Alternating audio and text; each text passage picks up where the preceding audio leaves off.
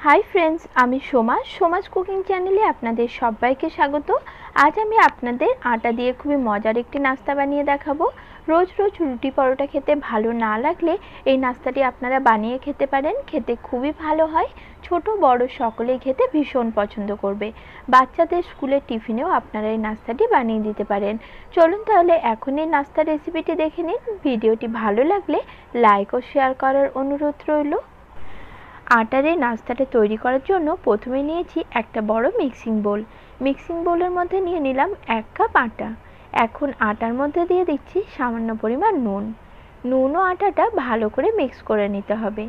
तारपर अल्प अल्प जल दिए एकटा डो आमि तैरी करे नेब। चाइले आपनारा एखाने किछुटा परिमाण मयदाओ मिक्स करते पारेन अथवा शुधु मयदा दिएओ किन्तु এই नास्ताटा तैरी करते पारेन। आज आमि आटा दिए এই नास्ताटी तैरी करछि।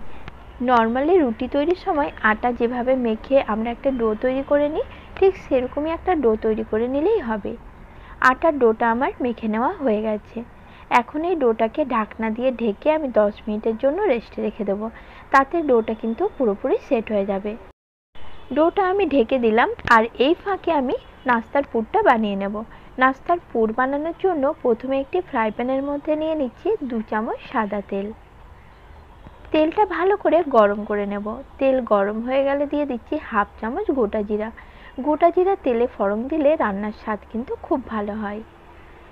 এরপর জিরাটা ভালোভাবে ভেজে নিয়েছি। তারপর এর মধ্যে আমি দিয়ে দিচ্ছি একটা বড় সাইজের কুচিয়ে রাখা পেঁয়াজ। পেঁয়াজটা কয়েক সেকেন্ড একটু নাড়াচাড়া করে নেব। তারপর পেঁয়াজটা যখন একটু নরম হয়ে আসবে সেই পর্যায়ে আমি এখানে কিছু সবজি অ্যাড করে দেব। আপনারা আপনাদের পছন্দের যে কোনো সবজি এখানে অ্যাড করতে পারেন। আমি এখানে দিয়ে দিলাম 3 টেবিল চামচ ক্যাপসিকাম কুচি, দিয়ে দিচ্ছি হাফ কাপ মতো গাজর কুচি। এখন সব কিছু ভালো করে মিক্স করে নিচ্ছি। সবজি ভালো করে মিক্স করা হয়ে গেলে হাফ চামচ মতো নুন আমি এখানে অ্যাড করে দিচ্ছি। তারপর নুনের সঙ্গে সবজিটা আবারও ভালো করে মিশিয়ে নাড়াচাড়া করে নিচ্ছি। এরপর ঢাকনা দিয়ে ঢেকে 2 মিনিটের জন্য সবজিটা আমি রান্না হতে দেব। খুব বেশিক্ষণ ঢাকনা দিয়ে ঢেকে রান্না করার প্রয়োজন নেই। 2 থেকে 3 মিনিট পর ঢাকনাটা আমি খুলে নিলাম। এখন দেখুন সবজিটা বেশ আগের থেকে নরম হয়ে গেছে। এর চেয়ে বেশি আর ভাজার প্রয়োজন নেই। এই পর্যায়ে আমি কিছু গুঁড়ো মশলা অ্যাড করে দেব। দিয়ে দিচ্ছি 1 চামচের 4 ভাগের 1 ভাগ হলুদ গুঁড়ো। হলুদ গুঁড়ো এখানে খুব বেশি দেওয়ার প্রয়োজন নেই। হাফ চামচ দিলাম ধনে গুঁড়ো আর দিয়ে দিচ্ছি হাফ চামচ চাট মশলার গুঁড়ো। চাট মশলার গুঁড়োটা এখানে ব্যবহার করার অবশ্যই চেষ্টা করবেন, এতে কিন্তু পুরের টেস্টটা খুবই ভালো হয়। হাফ চামচ দিয়ে দিচ্ছি লাল লঙ্কার গুঁড়ো। লাল লঙ্কার গুঁড়োর পরিবর্তে আপনারা এখানে কাঁচা লঙ্কা কুচিটাও ব্যবহার করতে পারেন। হাফ চামচ দিলাম ভাজা জিরের গুঁড়ো। এরপর সব কিছু একসঙ্গে খুব ভালো করে মিক্স করে নেব। আর গ্যাসের ফ্লেম একদম কমিয়ে রেখে 2 মিনিটের জন্য সবজি সহ মশলাটা আমি ভেজে নেব, যাতে মশলার যে একটা কাঁচা গন্ধ থাকে সেটা আর না হয়। সব কিছু ভালো করে 2 মিনিটের জন্য আমি ভেজে নিয়েছি।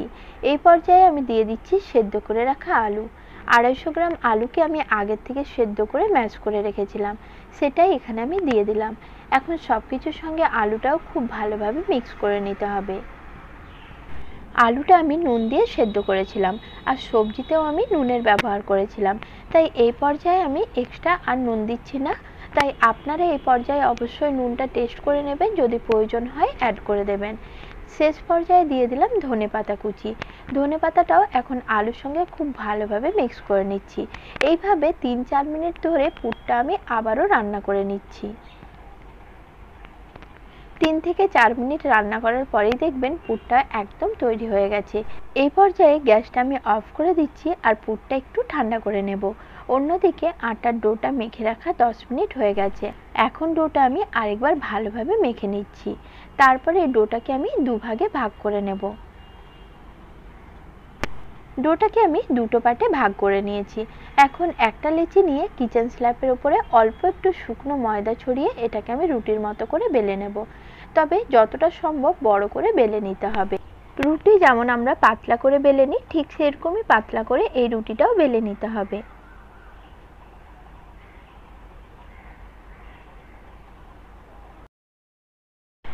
দেখুন রুটিটা আমি বেশ বড় করে বেলে নিয়েছি। এখন যে পুরটা বানিয়ে রেখেছিলাম সেটার অর্ধেকটা অংশ আমি এখানে দিয়ে দেব। আর রুটির চার সাইডে পুরটা এইভাবে হাতের সাহায্যে ছড়িয়ে দিতে হবে। পুরো রুটিটা জুড়ে আমি পুরটা লাগিয়ে দেব। দেখুন পুরো রুটিটার মধ্যে পুরটা আমি লাগিয়ে দিয়েছি। তারপর রুটিটাকে এক সাইড দিয়ে এইভাবে ফোল্ড করে নেব। আর অবশ্যই রুটিটা একটু টাইট করে ফোল্ড করতে হবে। রুটিটা ফোল্ড করে নেওয়ার পর রুটির শেষ ভাগে যে অংশটা রয়েছে সেখানে আমি অল্প একটু জল লাগিয়ে নিচ্ছি। তারপর রুটিটা আবারও ভালোভাবে ফোল্ড করে নেব, এতে করে শেষ ভাগটা খুব ভালোভাবে চিটে যায়, কোনো রকমভাবে রোলটা আর খুলবে না। এরপর হাতের সাহায্যে আলতোভাবে এইভাবে রুটিটাকে আরেকটু রোল করে লম্বাটে করে নিচ্ছি। তারপর একটা ছুরির সাহায্যে তিকোনা করে আমি ঠিক এইভাবে নাস্তাগুলো কেটে রেডি করে নেব। আপনারা যে কোনো শেপে এগুলো কাটতে পারেন। নাস্তাগুলো কেটে আমি রেডি করে নিয়েছি।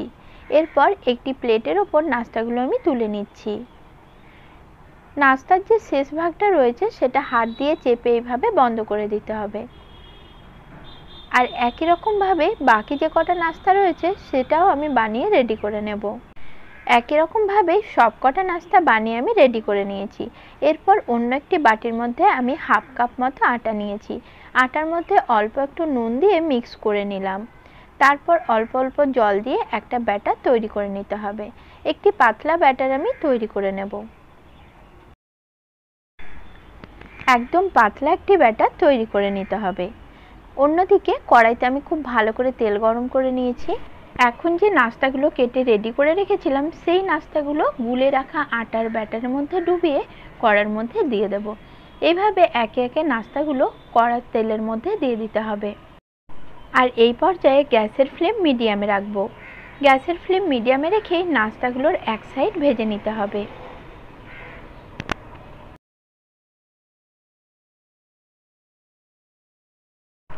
নাস্তার এক সাইড ভাজা হয়ে গেলে একটি চামচের সাহায্যে একে একে নাস্তাগুলো আমি উল্টে নিচ্ছি।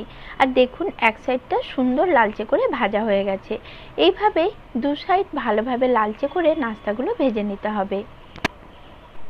এইভাবে ভাজলে নাস্তাগুলো বাইরে থেকে মুচমুচে আর ভেতর থেকে হবে নরম, খেতে খুবই মজার হয়।